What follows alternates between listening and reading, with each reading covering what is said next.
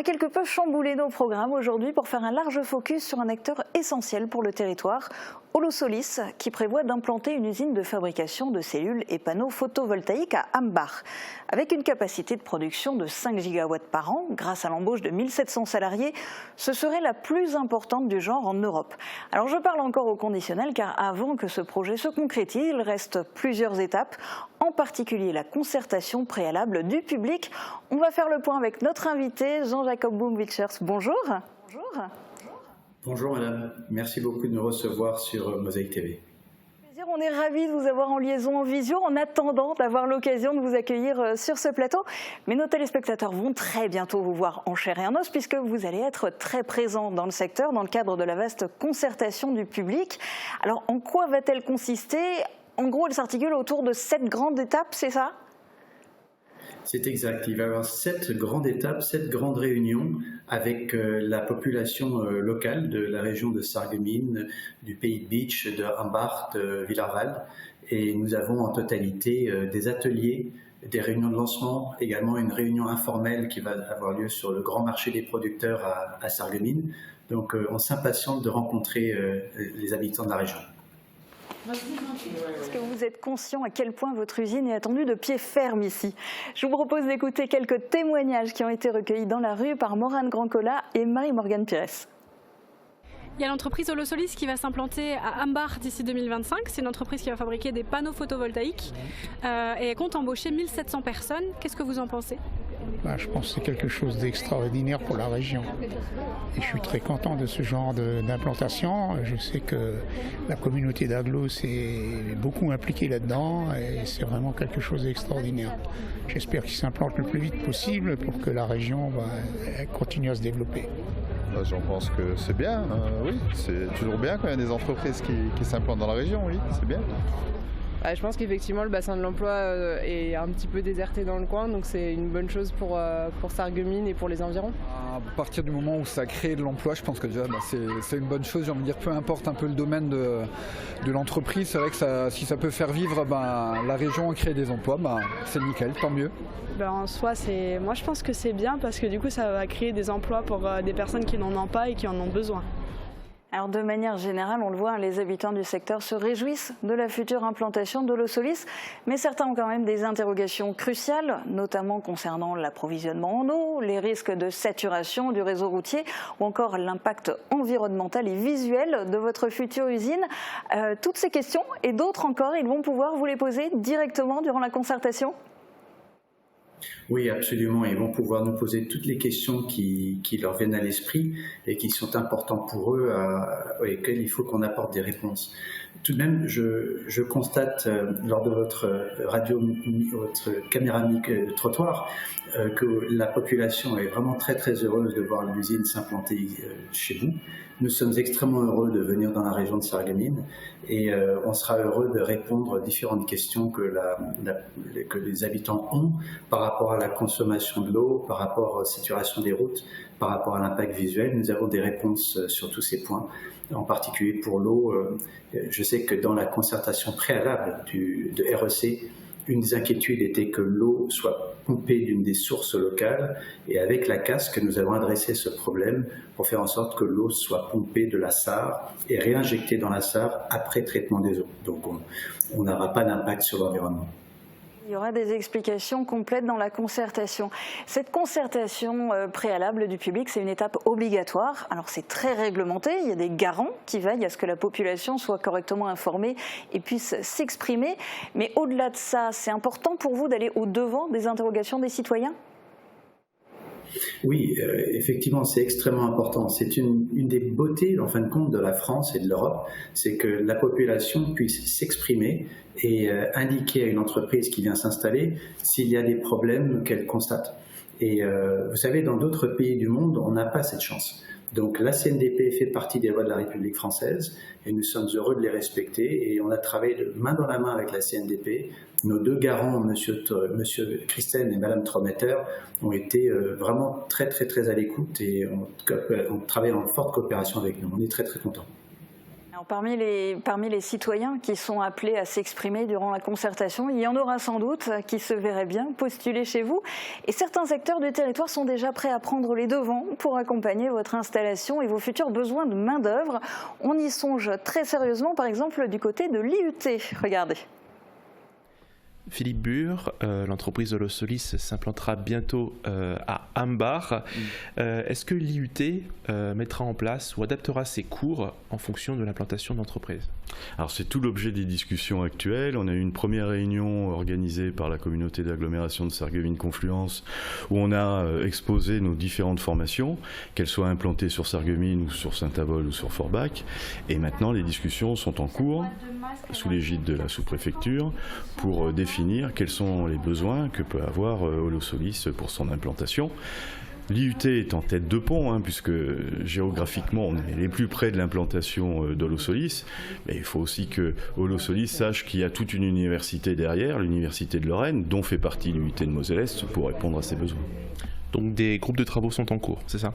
Tout à fait, des groupes de travaux sont en cours. Ça sera l'occasion aussi de rencontrer les représentants de cette société. Quels sont leurs besoins immédiats ? Est-ce que c'est de la logistique ? Est-ce que c'est du marketing ? Est-ce qu'on est sur l'étude de matériaux, le contrôle des matériaux ?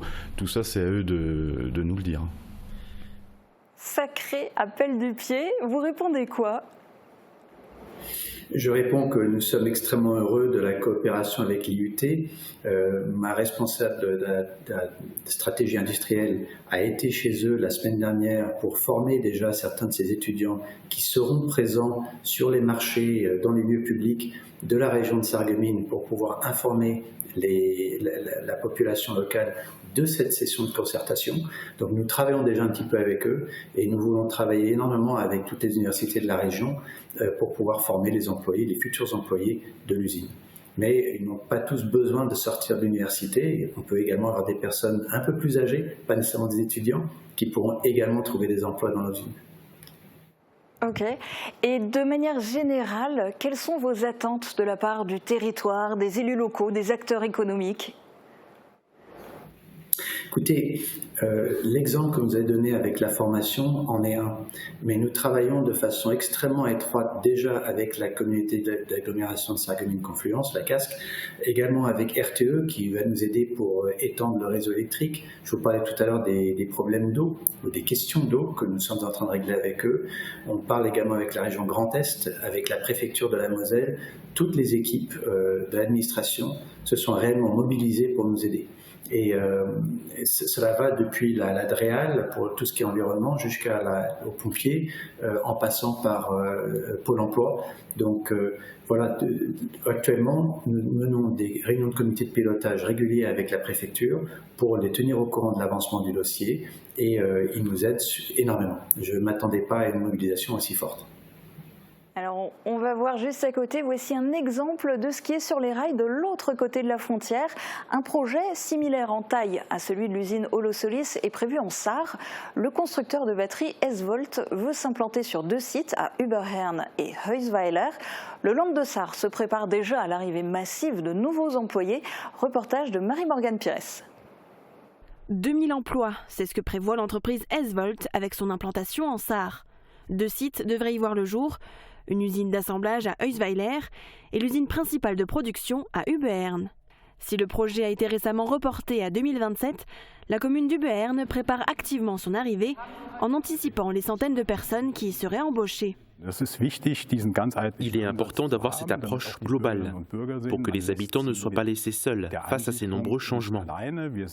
Nous voyons non seulement les opportunités pour le site industriel, nous voyons aussi que ces opportunités s'accompagnent de nouveaux défis.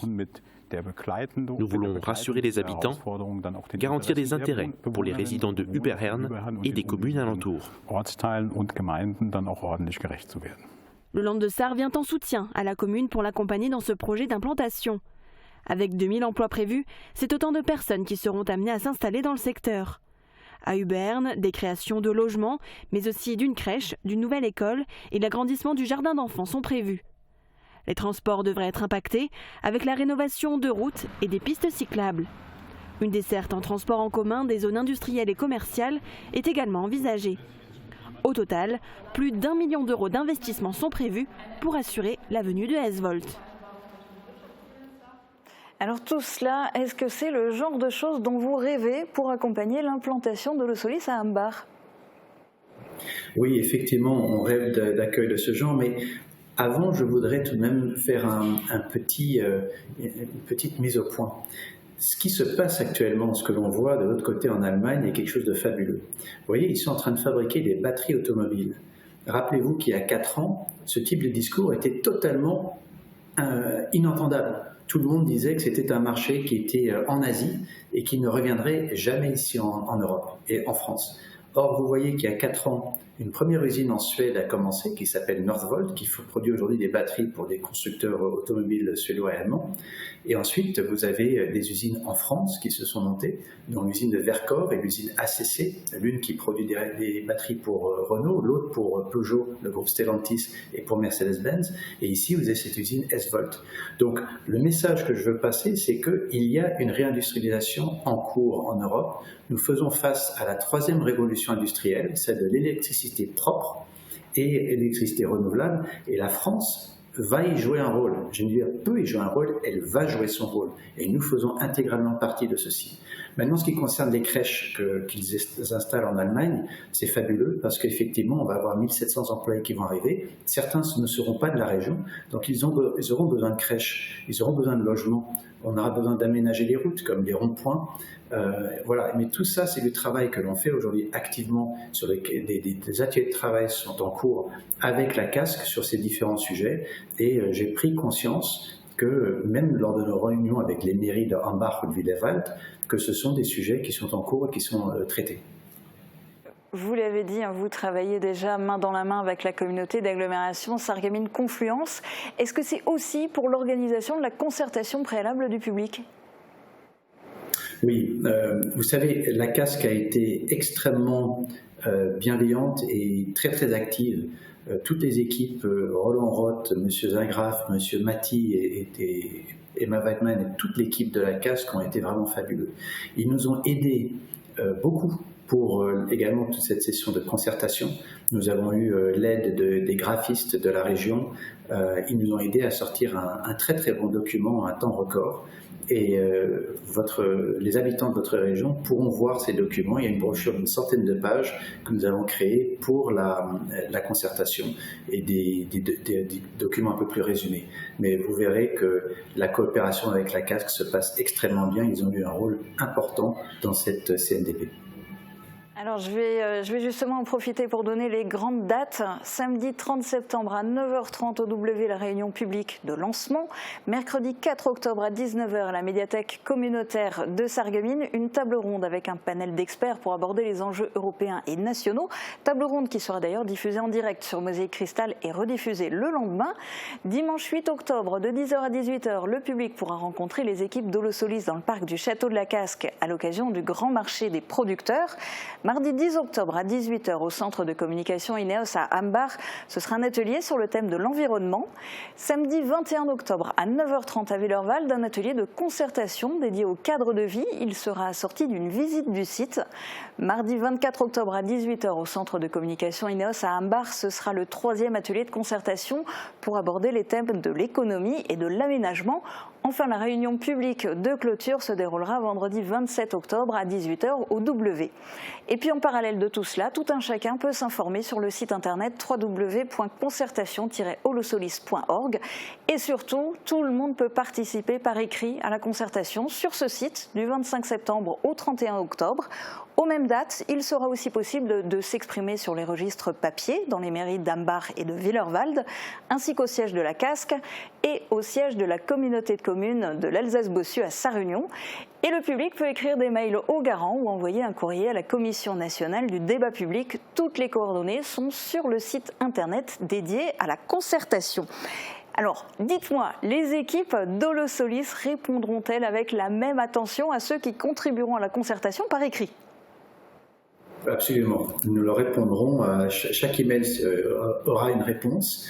Mais je ne vous cache pas que ma préférence personnelle serait que les habitants de la région viennent à ces réunions de concertation Un site web, c'est très bien, mais une rencontre avec des êtres humains, avec une équipe, est bien meilleure. Donc je vous invite tous à vous rendre à ces réunions de concertation. Elles sont là pour ça. Eh bien, merci beaucoup d'avoir participé à cette émission et donc rendez-vous le 30 septembre pour la réunion publique de lancement.